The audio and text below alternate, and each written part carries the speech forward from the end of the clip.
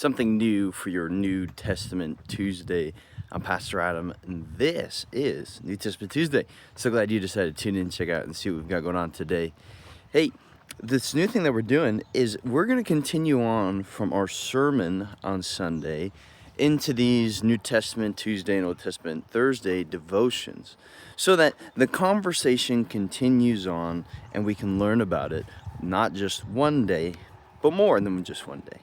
So last week we had talked about how Jesus and the triumphal entry, Jesus declares himself, Messiah with what he's doing through the prophecies and living those out. The crowd, they don't really like what Jesus is doing, because what happens is Jesus comes in on his triumphal entry and they say, hey, here's our salvation, right? It's not the salvation that they thought of.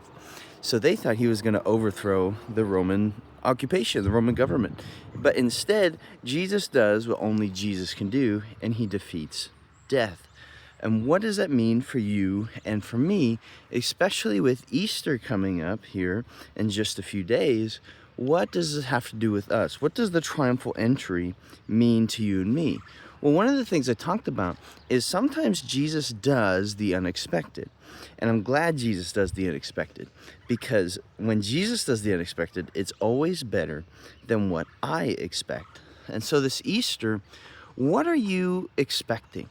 Is it just going to be the same old, or are you expecting something more from Jesus?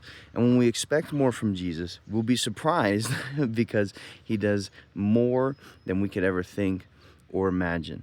The other thing I want you to think about is, what more could you be doing to bring about the good news of Christ? It's Easter coming up.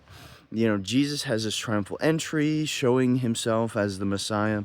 The question is, are you showing others that Jesus is the Messiah?